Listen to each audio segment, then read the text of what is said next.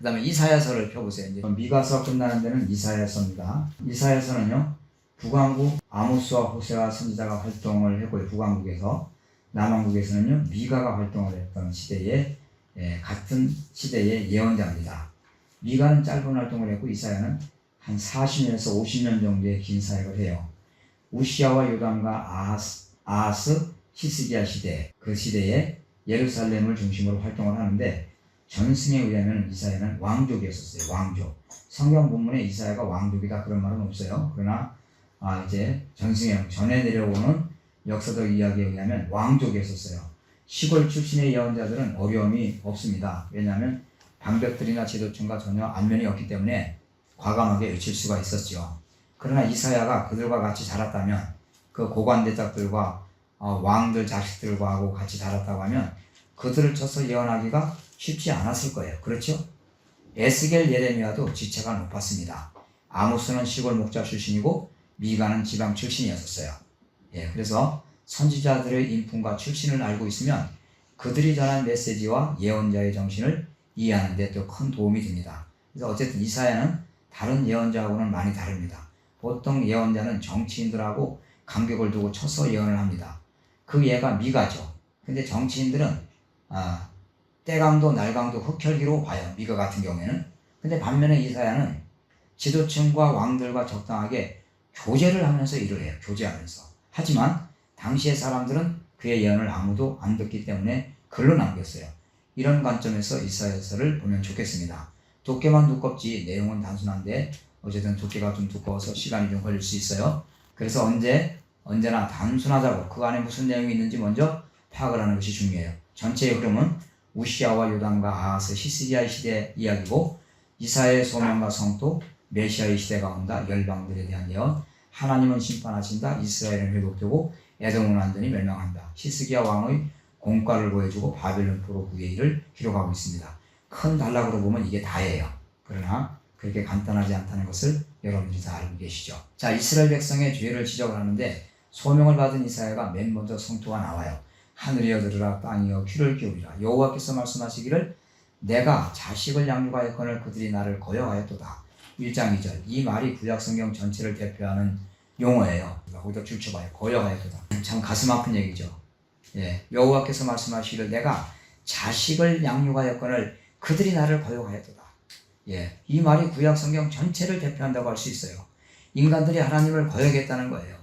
그래서 1장 3절 보십시오. 소도 임자를 알고 당나귀도 주인의 부유를 아는데 이스라엘 백성은 알지 못하고 내 백성은 깨닫지 못하는도다. 사람 새끼가 돼가지고 하나님을 모른다는 거예요. 소도 주인을 알고 당나귀도 주인을 아는데 사람이 되어가지고 그 주인들은 하나님을 알아보지 못한다고 지금 탄식하고 있어요. 그래서 4절에 보니까 슬프다 범죄한 나라여 허물진 백성이요 행악의 종자여 행위가 부패한 자식이로다. 그들이 여호와를 버리며 이스라엘을 거룩한 자를 만일이 여겨 멀리하고 물러갔도다. 끝없이 인간들은 하나님으로부터 멀어지려고 합니다. 이게 인류의 역사죠. 지금도 그래요. 자꾸 하나님으로부터 멀어지려고 하는 사람들이 많지 하나님 앞에 가까이 가려고 하는 사람들이 얼마나 있습니까? 자, 이렇게 질책하면서 어쨌든 성토가 한동안 이어지는데 2장 3장에 가면서 그 시대 상황이 어떤지를 환히 보여줍니다. 이사야 시대에 얼마나 잘못되었는가. 사람이 회개하는 것도 어느 한계를 넘어서면 치유가 안 돼요. 그래서 이사야 때만 해도 이미 치유가 안 된다는 이야기를 하고 있는데 하나님께서는 이사야라고 하는 예언자를 보낼 때 이 시대 이 백성에 가서 깨우쳐라 이렇게 말하는 것이 아니에요. 우리는 그렇게 알고 있죠. 너무 피상적으로 성경 안 읽어보고 자 지금 깨닫게 해라 빨리 가서 외쳐서 깨닫게 해라 아니에요. 반대입니다. 교만과 사치는 죄가 된다 라고 하는 것을 보여주면서 자 아모스, 미가, 호세아 같은 이제 시대인데요. 마가는 기득권을 쳐서 이제 예언하고 이사야는 또 이제 여성의 죄악을 지적하고 세상의 죄악은 대부분 어떤 시대든지 여성을 이용해서 들어오는 경우가 많아서 아마 그랬나 봐요. 사람들에게 언제나 미인계가 지금도 잘 통하고 있잖아요. 그래서 여성이 잘못되면 세상은 희망이 없다 이런 것도 배울 수 있고 남자들이나 자녀들이 잘못되어 빗나가도 여성들이 가정을 지키고 기도하면 회복될 희망이 있다 이런 것도 여기서 발견할 수가 있어요. 자 어쨌든 1장은요 하늘이여 들으라 땅이여 귀를 기울이라 하는 것이고 2장은 장차 도래할 주님의 날이 있다. 3장에는 악인에게는 반드시 화가 있다. 악인들의 모습을 보면 두 가지예요. 하나는 남자들은 교만하고 여자들은 사치한다는 거예요. 여자들의 사치와 남자들의 교만에 대해서 성경은 여러 곳에서 지적을 합니다. 그리고 4장에는요 예루살렘의 회복되는 날이 있다는 것이고 5장에는 포도원을 노래하는 노래가 나오고 있어요. 6장 8절은요 내가 또 여기 한번 6장 8절 보세요. 내가 또 주의 목소리를 들은즉 이르시되 내가 누구를 보내며 누가 우리를 위하여 갈고 그때에 내가 가로되 내가 여기 있나이다 나를 보내소서. 이렇게 이제 이사야가 소명을 받아서 하나님께 보내심을 받는데 9절을 보세요. 기가 막혀요. 우리가 이런 거를 못 보고 그냥 지나가는 거예요.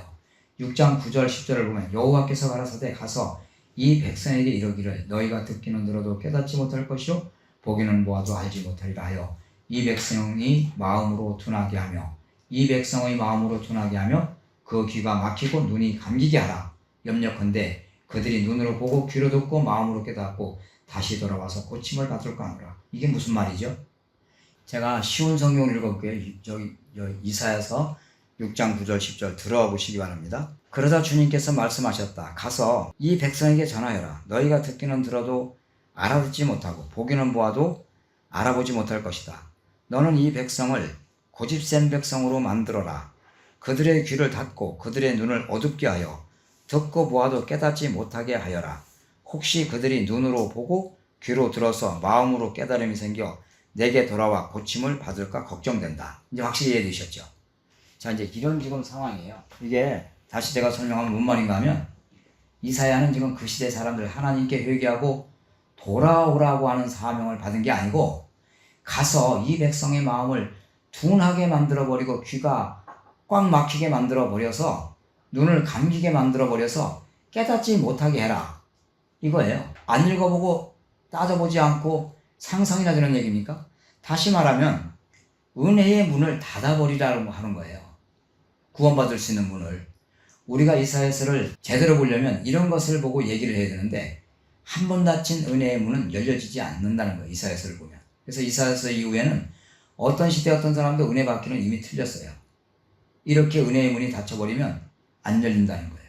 그래서 이사야가 굉장히 충격을 받고 뭐라고 하죠? 11절 보십시오. 내가 가로되 주여 어느 때까지니까? 이게 어느 때까지 이렇게 되는 것입니까? 하나님의 은혜의 문이 닫히는 것이 어느 때까지입니까? 물었더니 대답하시되 성읍들은 황폐하여 거민이 없으며 가옥들에는 사람이 없고 이 토지가 전폐하게 되며 12절 사람들이 여호와께 멀리 옮기어서 이 땅 가운데 패한 곳이 많을 때까지니라. 이게 언제예요? 예레미야 애가를 얘기하는 거지군요. 남유다 멸망될 때까지. 예? 그러니까 하나님께서 얼마나 진짜 화가 나시고 마음이 상하시고 찢기시고 진짜 피멍이 들었으면 이렇게까지 하시나요? 그러면 내가 지금 설명하는 게 억지인지 아닌지 한번 보세요. 나중에 이제 내일 예레미야 애가까지 다 끝날 건데 예레미야 애가에서 이 남유다가 바벨론의 느부갓네살에서 완전히 쫄딱 망하잖아요. 끝장나버리죠. 근데 그때 자기 자식까지 삶아 먹어야 되는 그런 비참한 상황까지 직면하게 되어집니다. 그래서 은혜의 문이 닫힌다. 깨닫지도 못하고 듣지도 못하고 보지도 못하고 하나님과 완전히 멀어진 채로 상당한 시간이 흘러갈 것이다. 언제까지라고요? 땅이 황무지가 되어버리고 많은 사람이 포로 잡혀갈 때까지. 그게 예레미야서 이야기 아닙니까? 그 결정판이 예레미야 애가 이야기고. 그러니까 바벨론 포로 잡혀갈 때까지 은혜의 문은 열리지 않는다. 이렇게 말씀하고 있어요. 그래서 이사야가 너무도 큰 충격을 받은 거죠. 그래서 13절 보세요. 그 중에 10분의 1이 오히려 남으실지라도 이것도 상처받을 것이나 밤나무 상수리나무가 배임을 당하여도 그 그루터기는 남아있는 것 같이 거룩한 씨가 이 땅의 그루터기니라. 아까 우리 아모스서에서도 발견했었죠. 북이스라엘에도 그 아모스 9장 14절 15절에서 이런 약속을 했었잖아요. 근데 여기도 똑같아요. 예, 그래서 13절에 밤나무 상수리나무가 배임을 당하여도 그 그루터기는 남아있는 것 같이 거룩한 씨가 이 땅의 그루터기니라. 그래서 북왕국과 남왕국이 망하는 것을 보여주는데 완전히 망하는 것은 아니고 밤나무 상수리나무가 배임을 당해도 그루터기가 지금 살아있는 것처럼 뿌리에서 새움이 돋아나는 것처럼 이 땅의 베어버린 나무의 그루터기에서 거룩한 씨가 이 세 줄기에서 나올 것이다. 그게 누구죠? 예수님이시죠. 이건 예수님을 가리키는 말이죠. 예수님으로 말미암아 새로운 이스라엘의 역사가 시작될 것이다. 그런 말이에요. 그래서 시를 히브리어로 마제베트라고 부르는데 예수님이야말로 거룩한 땅의 거룩한 시 마제베트라고 성경은 말씀합니다. 그래서 거룩한 시가 그루터기인 것처럼 언젠가 돋아날 것이다 하는데 그 이야기가 이때부터 이사야에 의해서 메시아 이야기로 이제 연결이 되어지는 거예요.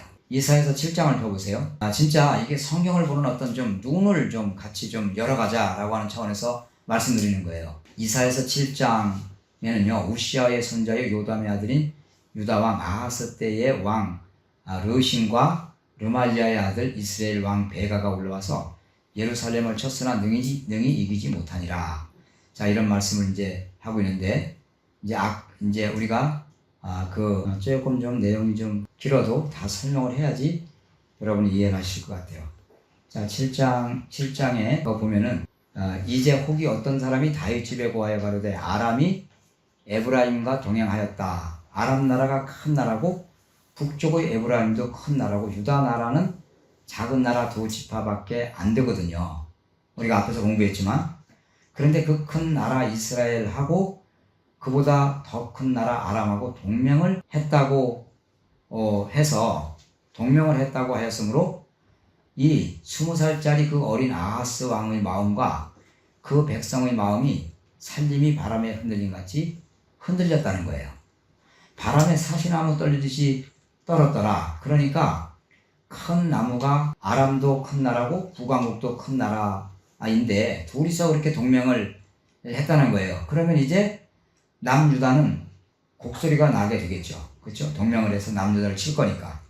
그럴 때도 하나님을 의지하고 담대했어야 되는데, 왜냐하면 그보다 더 큰 나라, 나중에 아수르 군대도 18만 5천 명이 하룻밤 자고 나니까 송장이 되는 거 경험하게 되거든요. 자, 믿음만 있다면 말이죠. 그런데 이 두 나라가 이제 아람하고 에브라임이 동맹했다는 말만 듣고 왕도 그렇고 백성들도 바들바들 지금 떨고 있어요. 3절에 보면 7장 3절 보세요. 그때에 여호와께서 이사야에게 이르시되 너와 네 아들 스알 아숲은 이사야의 아들입니다.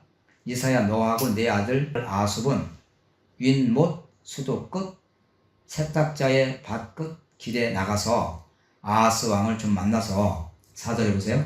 그에게 이르기를 너는 상가며 종용하라. 너는 지도자야 왕이야. 어려운 일 당한다고 하더라도 그렇게 너무 부들부들 떨지 말고 너는 상가며 종용해라. 너는 좀 침착해라. 그래서 아람 왕 르신과 르말리아의 아들이 심히 노할지라도 연기나는 두 부직갱이 그릇터기에 불과하니 두려워 말며 낙심하지 마라. 얼마나 위로가 되는 말입니까? 그렇죠. 그 아람 왕이 까불고 북왕국 베가가 까불어도 연기나는 두 부직갱이라니까. 근데 이게 또 어렵네. 연기나는 부직갱이가 뭔지를 알아야지. 그러면 나는 화정민 아들로 살아가지고 엄마가 저녁 때 이맘때쯤 되면은요 소죽을 끓여요. 그러면 그 아궁에다 큰 가마솥 밑에 아궁인데 거기다가 불을 떼요. 그 불을 뗄 때 불을 잘 타게 하기 위해서 이렇게 나무 타고 있는 걸 이렇게 집어넣고 하는 거를 부직갱이라 그래요. 부직갱이. 예? 그걸 부직갱이라 그러는데, 그거는 타는 불도 아니에요. 그냥 타다가 꺼진 부직갱이라는 거예요. 불이 꺼져야 연기밖에 나는 게 더 있으니까. 그러니까 꺼진 불이에요. 아니, 부직갱이에 불과하다는 거예요. 지금 누가 동맹한 그것들이. 예? 아람하고 북이스라엘 동맹을 왔자 두 부직갱이에 지나지 않는다는 거예요. 그 꺼진 불은 다시 태우지 못하잖아요. 연기만 나는 거지. 그러니까 두려워하지 말고 낙심하지 말라 이랬는데 5절로 7절을 보세요. 아람과 에브라임 왕과 르말리아의 아들이 악한 꾀로 너를 대적하여 이르기를 우리가 올라가 유다를 쳐서 그것을 고나게 하고 우리를 위하여 그것을 피하고 다부엘의 아들을 그 중에 세워 왕을 삼자 하였으나 주 여호와의 말씀에 이 도모가 서지 못하며 이루지 못하리라. 그러면 전혀 겁낼 것이 없다는 말 아닌가요? 그런데도 이 아하스 왕이 여전히 두려워하고 하는 것은 하나님에 대한 믿음이 없어서죠. 자기 아들을 몰렉이라고 하는 신에게 바치고 불 속을 지나가게 하고 불에다가 태워서 몰렉 신에게 바치고 하나님에 대한 믿음이 전혀 없으니까 이제 이런 다급한 일이 올 때 너무너무 불안한 것입니다. 8절로 9절을 보세요. 대저 아람의 머리는 다메섹이요 다메섹의 머리는 르신이며 에브라임의 머리는 사마리아요 사마리아의 머리는 르말리아의 아들 베가라도 65년 내에 에브라임은 결론이 나.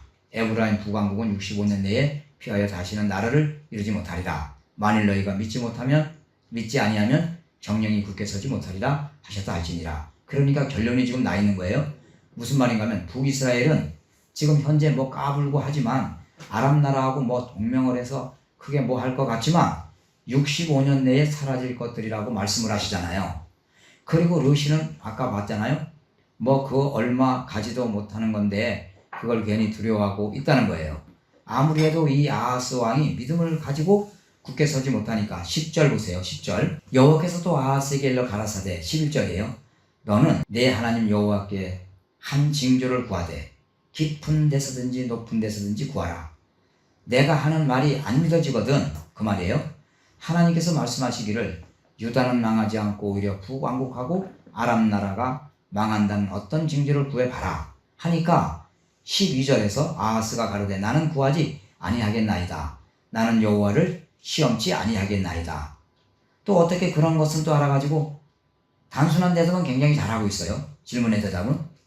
그럼 믿든지 믿음이 없으면 무슨 믿음이 생기도록 무슨 징조를 구해보든지 이래야 되는데 그러니까 이사야 선지자가 마음이 매우 상한 것입니다. 이사야가 기분이 상하고 하나님 마음이 상해가지고 13절 보세요. 이사야가 가로되 다윗의 집이여 청컨대 들을지어다 너희가 사람을 괴롭게 하고 그것을 작은 일로 여겨서 또 나의 하나님을 괴로우시게 하려느냐. 그러니까 그 믿음을 가지고 당당하든지 아니면 믿음이 없으면 믿음이 좀 생기도록 무슨 징조를 구해보든지 이랬어야 되는데 약속을 못 믿고 맨날 부들부들 떨고 있다는 말이죠. 이렇게 하니까 이사야 선지자가 역정을 내면서 사람을 괴롭게 하고 또 하나님까지 괴롭게 하려고 하느냐 하면서 14절 말씀으로 이어집니다. 뭔 말인지 이해가 되죠? 이게 한 문장이다 그 말이에요. 한 문장. 그러므로 주께서 친히 징조로 너희에게 주실 것이라. 내가 징조를 안 구하니까 네가 구하든 말든지 간에 구하든지 말든지 간에 하나님께서는 한 징조를 내게 제시한다 하면서 보라 처녀가 잉태하여 아들을 낳을 거다. 그리고 그 이름을 임마누엘이라고 지어. 이렇게 하신 거예요. 그럼 15절을 보세요. 그 아이가 악을 버리며 선을 선택할 줄 알 때에 미쳐 버터와 꿀을 먹을 정도 젖이 떨어질 만큼 될 때에 16절 다시 말하면 이 아이가 악을 버리며 선을 택할 줄 알기 전에 너희의 미워하는 두 왕의 땅이 패한 바 되리라. 이게 다 한 문장입니다. 그러니까 얼마 안 남았다 그런 말이죠. 이런 말씀이 주어인데 이것을 예수님 탄생 예언이라고 전 세계 모든 신학자들 모든 설교자들은 똑같이 설교합니다. 왜 그럴까요? 마태복음의 저자 마태까지도 이런 실수 아닌 실수를 해요. 마태복음 1장 23절에 보면 보라 처녀가 잉태하여 아들을 낳을 것이요 그 이름을 임마누엘이라 하리라 하셨으니 이를 번역한즉 즉 하나님이 우리와 함께 계시다 함이라. 이렇게 인용해 갔다니까요. 요걸 인용해 간 거예요. 7장 14절을. 그런데 처음부터 제가 쭉 이렇게 설명을 했지만 이 문장을 쭉 읽어보면 그런 말이 아니에요. 이사야 7장 14절 말씀이 실제로 무슨 말로 주어졌느냐 하면 내가 다시 설명할게요. 아하스가 부들부들 떨면서 징조도 안 구하고 하니까 네가 징조 안 구해도 하나님이 딱 징조를 하나 보여줄게. 이 징조를 잘 봐. 지금 여기 처녀가 잉태해 아들을 낳을 거야. 그런데 여기 처녀가 동정녀가 아니에요. 동정녀는 히브리어로 베툴라라고 그래요. 베툴라. 근데 저도 이제 히브리어 성경 찾아봤지만 여긴 베툴라가 아니고 7장 14절에 이 처녀는 알마라고 돼 있어. 알마. 알마는요. 그냥 젊은 여자를 가리키는 단어예요. 그러니까 우리가 얼마나 성경을 깊이 보고 있지 못한지를 증명하는 한 대목이에요. 이런 데가 많을 거예요. 틀림없이. 자, 동정녀 처녀가 아닙니다. 처녀 동정녀는 베툴라라고 해야지 진짜 처녀고요. 여기 이사야서 7장 14절에 이 처녀는 동정녀가 아니고 알마라니까요. 지금 어떤 젊은 여인이 아들을 하나 낳을 거야. 낳아가지고 그 이름을 임마누엘. 왜 임마누엘이라고 지을까요? 아하스 왕이 부들부들 떨고 있을 때 임마누엘이라고 지어라. 하나님이 우리와 함께 하신다. 이거사 이 아하스 정신 나간 놈아. 그러니까 괜찮아. 그 그말리아의 아들 베가라든지 아람왕 르신이 아무리 연합하고 그 동맹했다고 해도 아무 걱정할 것 없어. 하나님 우리와 함께 하시니까. 이런 말이에요.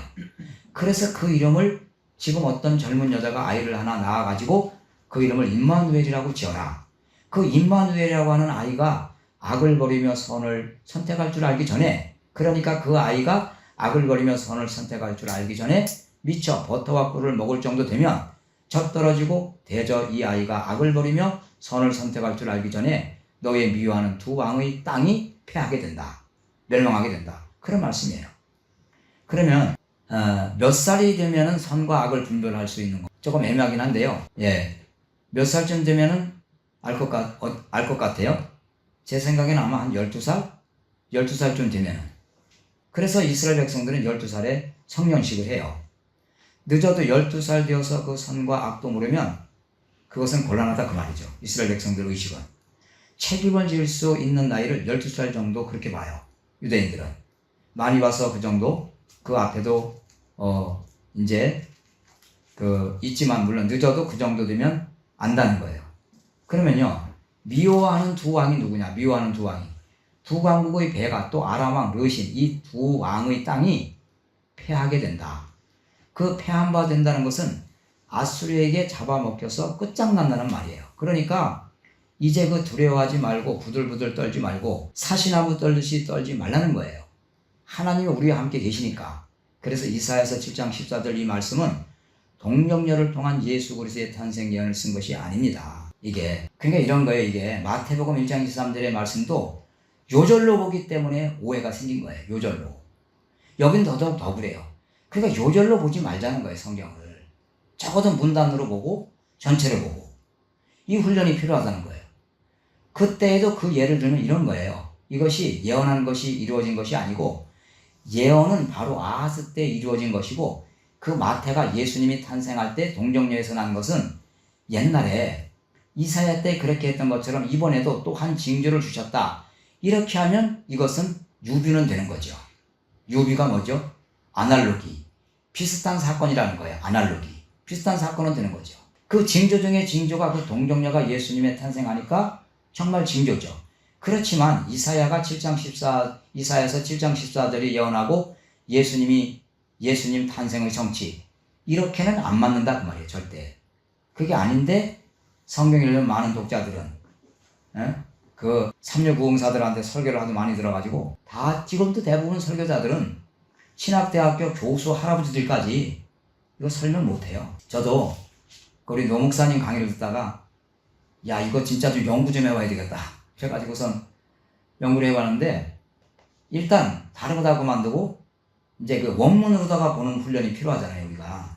예, 그래서 그런 것들을 확인할 때 이게 내가 얼마나 내가 요절주의자인가 하기야 뭐 다 그렇죠. 뭐 요절 몇 개 아는 게 다잖아요. 요절. 그래서 우리는 이게 훈련 요절을 외우는 걸 우리는 그래서 안 해요. 우리 교회 특징이 뭐냐? 우리는 요절을 외우지 않아요. 예, 우리는 성경을 쓰지도 않아요. 뭐 성경 쓰는 거 굉장한 것들로다가 다 자랑들을 하시는데 성경 10,000번 쓰면 뭐합니까? 그 말씀이 뭘 의미하는지 알지도 못하고 이해도 못하는데. 네? 그러나 내가 말하려고 하는 강조점은 뭐냐면 우리가 얼마나 성경을 피상적으로 보고 요절로 보고 있는지를 지적하려고 하는 것 뿐이에요. 이상 이하도 아니고. 아시겠죠? 다른 이유는 없어요. 그 다음에 13장에서 23장은 열방에 대한 예언입니다. 바벨론, 아수르, 모압, 암몬, 블레셋, 다메섹, 고수, 에돔. 다른 종교나 다른 나라 신들은 남의 나라는 관심이 없어요. 하나님은.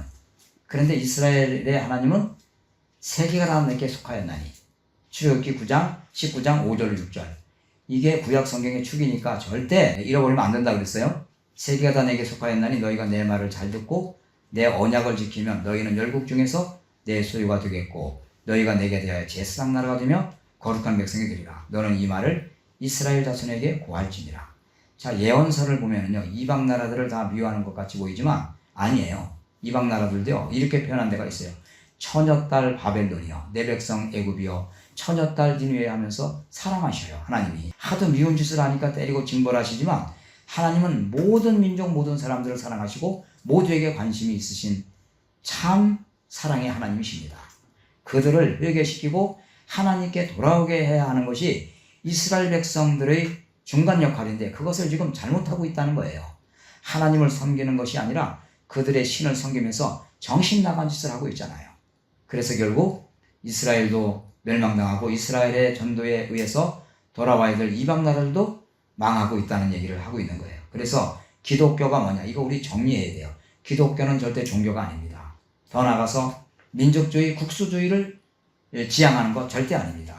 가장 우수한 것으로 믿고 남의 나라의 것은 배척하는 이데올로기는 더더욱 아닙니다.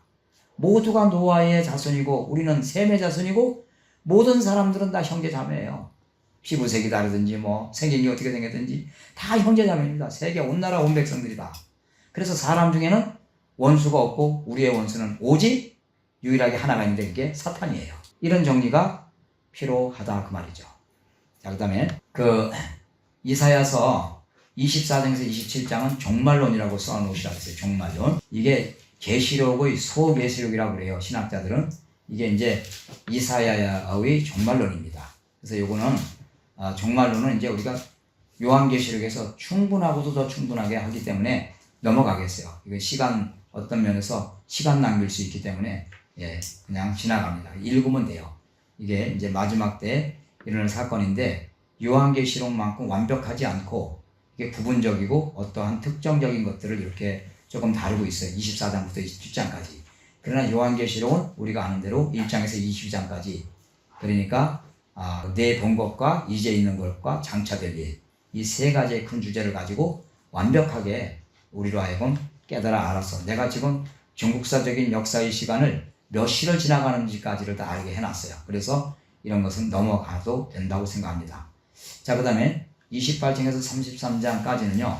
여기는 이제 에브라임의 부패한 지도에 대한 경고, 예루살렘을 향해서 슬퍼하는 애가 29장, 그 다음에 30장에서 31장은 애국으로 가는 자들에 대한 경고, 끊임없이 주변 강대국을 의지하라고 해요.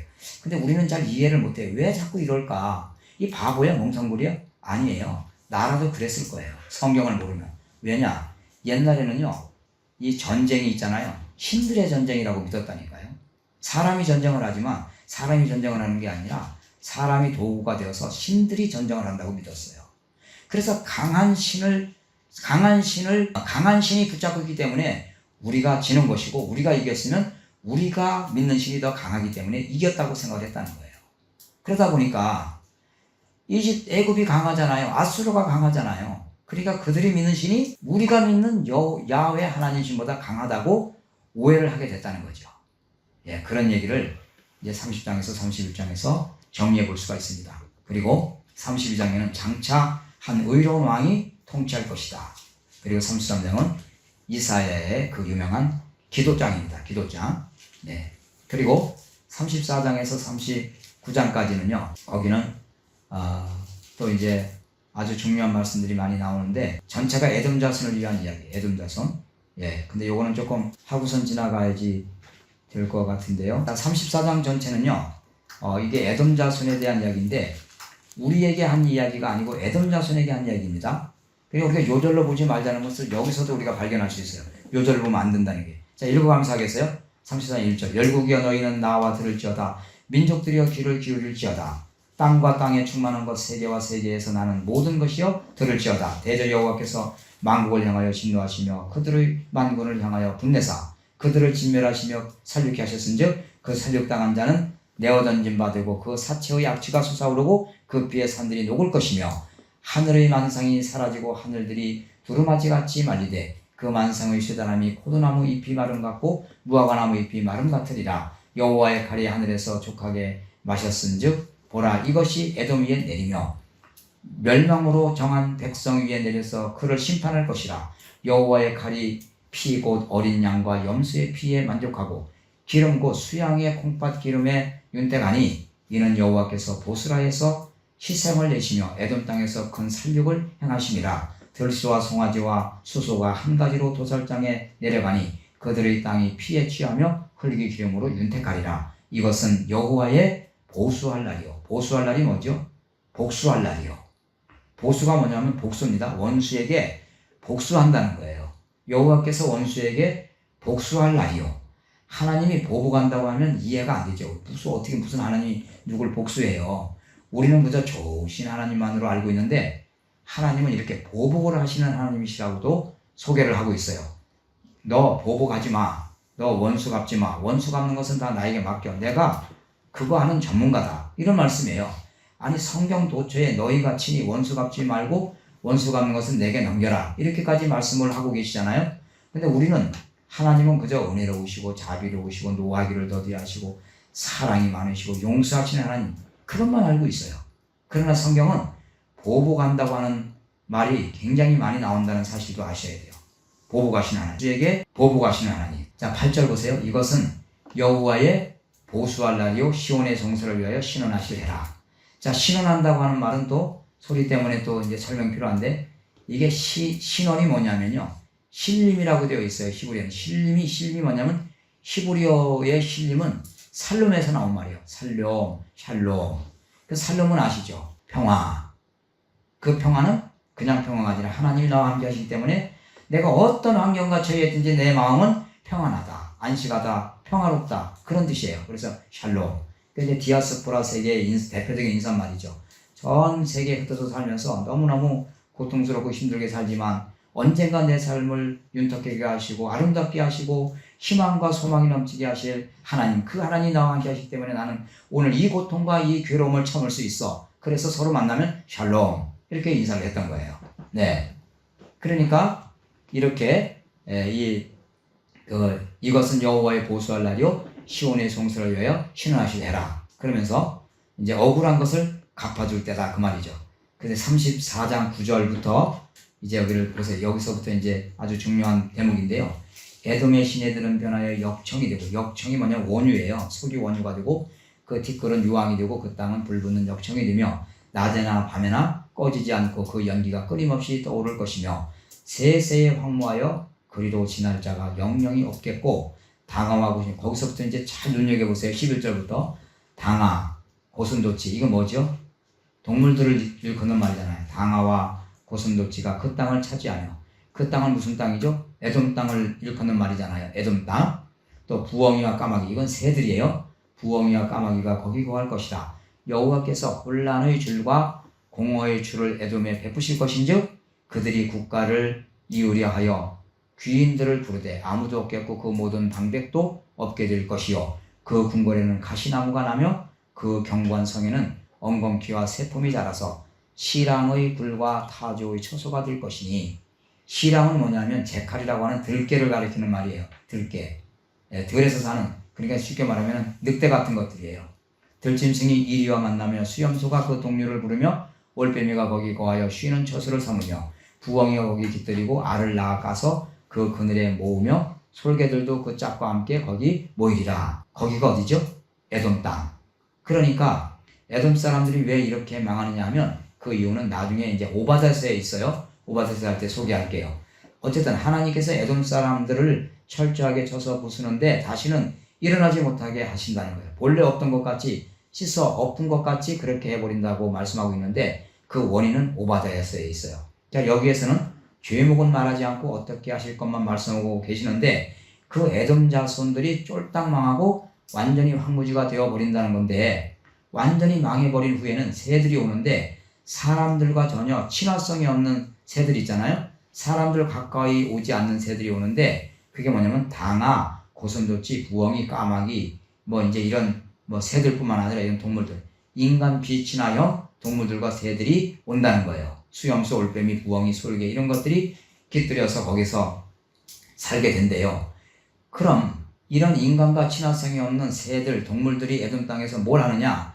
쌍쌍 파티하고 짝짓기하고 둥지를 틀고, 왜냐면 사람이 너무너무 인적이 끊어진 곳이니까 얘네가 살기에는 거기가 천국인 거예요. 여기가 그 정도로 처절하게 망한다는 거예요. 에돔이. 여기가 오늘날 페트라예요. 페트라.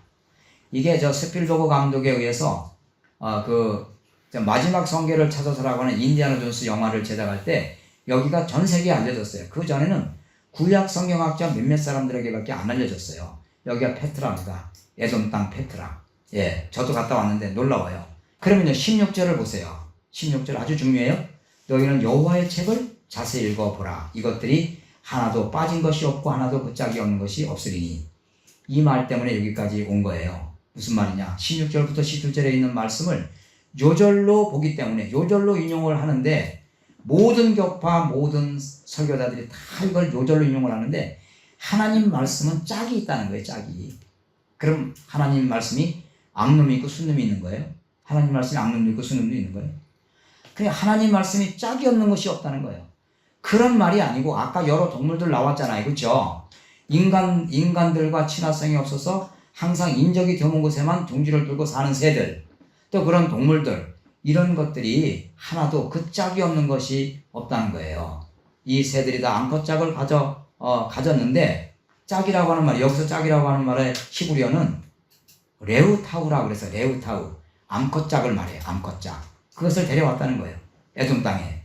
그 짝이 없는 것이 없으니 이는 여호와의 입이 이를 명하셨고 그의 신이 이것들을 모으셨습니다. 이것들이 뭐냐? 그 동물들 새들이고 그 동물들이고 새들입니다. 그래서 17절에 보니까 여호와께서 그것들을 위하여 제비를 뽑으시며 친수로 줄을 띄어 그 땅을 그들에게는 그 땅은 에돔 땅, 그것들은 온갖 동물들에게 나눠주셨으니 그것들이 짝을 데려와서 쌍쌍파티하도록 영영이 차지하며 대대로 거기 거하리라. 지금 가서 보면 그렇게 돼 있어요.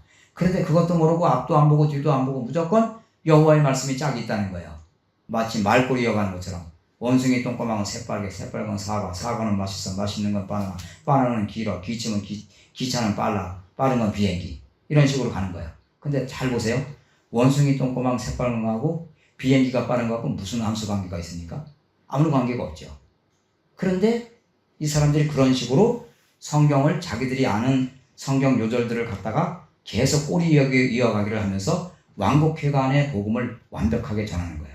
그러니까 할머니들도 250개의 구절을 암송하고 있어요. 이 왕국회관의 진리를 전달하기 위해서. 그럼 오늘날 교회는 몇 개 요절이나 암송하고 있는 거예요? 게임이 안 돼요. 솔직한 얘기로. 그러니까 이 사람들하고 붙으면 100일 다 넘어가는 거예요. 전부 다.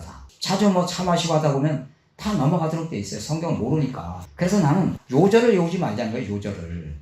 예? 요절을 아냐면 그런데 절대 빠지지 않아요. 예. 그럼 다시 한번 확인해 보자. 앞뒤 전후 문맥을 살펴보자. 아까 이사야 7장 14절도 마찬가지 아닙니까? 예? 그래서 내가 이런 훈련을 하고 있는데, 그래도 너무 감사해요. 그 다음에 여기 40장 이후부터는요, 요것만 하겠어요. 40장 이후부터는 이게 이제 보통 이제 그 성경학자들이 이걸 제2이사야라고 그러는데 왜 이제 그렇게 부르냐면요. 이사야 40장 이후부터 마지막 끝나는 66장까지는 내용과 문맥이 이사야가 썼다고 보기가 어렵다는 거예요. 그래서 바벨론 포로 중에 누군가가 써서 이사야서 뒤에다가 붙였을 것이 분명하다. 이렇게 추정을 해요. 꼭 그렇다는 건 아니고. 그래서 이사야 40장 이후는 바벨론 포로 잡혀가 있다가 돌아오게 된 때를 두고 이야기를 합니다. 그래서 이제 41장에는 새로운 시대가 도래한다. 42장에는 여호와의 종을 소개하고 43장에는 너희는 나의 종 나의 증인이다. 그리고 44장에는 우상 숭배는 어리석은 것이다. 45장은 메데 페르시아 초대 황제였던 고레스 왕을 통해서 이루어질 역사를 예고하고 46장에는 바벨론의 신들은 반드시 무너진다. 자, 이런 이제 말씀을 이제 하고 있어요. 예, 그 다음에 48장에서 48장에는 하나님께서 은밀한 일, 은밀하고 비밀스러운 일을 보여주실 것이다. 49장은 여호와의 종의 사명을 보여주고 50장에는 주께서 택한 자기 백성은 결코 버리지 아니하신다. 그리고 51장에는 내 백성이여 내게 주의하라. 52장은 깰지어다 시온이여 깰지어다. 53장은 깨어난 예루살렘의 순환의 메시아, 고난받는 메시아가 오셔서 피를 흘리게 될 것을 말씀하고 있고 54장에는 이스라엘 사람 보고 두려워하지 말라고 두려워하지 말라 이렇게 말씀하고 55장에는 너희 목마른 자들아 물로 나오라. 56장에는 너희 목마른 자들아 55장에 너희 목마른 자들아 물로 나오라. 56장에는 공평을 행하며 의를 행하라. 57장은 의인은 죽어도 영원히 산다. 자, 이런 말씀이고요. 58장에는 애굽집의 죄를 구하라. 그리고 59장에는 바벨론에서 깨닫게 된 이야기. 그리고 60장에는 그 유명한 일어나라 빛을 발하라. 이제 그런 말씀이고요. 58장에는 야곱의 집에 죄를 구하라. 그리고 59장에는 바벨론에서 깨닫게 된 이야기. 60장에는 그 유명한 일어나라 빛을 발하라. 61장에는 주 여호와의 신이 내게 임하셨다. 62장은 백성의 길을 예배하라. 63장은 에돔을 심판하러 오시는 그 모습을 말씀하고 있고 64장에는 주의 종의 기도가 나오고 65장에는 새하늘과 새 땅을 창조하실 것을 예고하고 66장에는 심령이 가난한 자가 복이 있다. 이렇게 되어서 이제 큰 줄거리들이 이렇게 그 주제를 그 교재에다 써놨습니다. 그걸 읽으시면서 이걸 읽으시면 좋을 것 같아요. 자, 어쨌든 그러면요. 이런 수많은 내용들이 예수님 오셨을 때 예수님 안에서 쭉 이루어져 가는 것을 볼 수가 있거든요. 그래서 종합하면 40장 이후는 예루살렘 함락 이후에 썼을 것이라고 추정을 해요. 학자들이. 그래서 1장부터 35장까지는 문체가 일관성 있게 쭉 기록이 되다가 갑자기 36장에서 39장까지 역사사가 끼어 들어와 있고 그리고 40장에서 66장은 전혀 문체가 다르게 흘러가고 있다는 거죠. 자, 이런 문제들은 물론 중요한 것은 아닙니다. 문제는 교훈이 무엇이고 메시아 예언들이 신약에서 어떻게 성취되는가를 볼 수 있는 지혜가 있으면 좋을 것 같아요. 자, 그래서 우리 여기까지 우리가 이제 하고 이제 종료하도록 하겠습니다.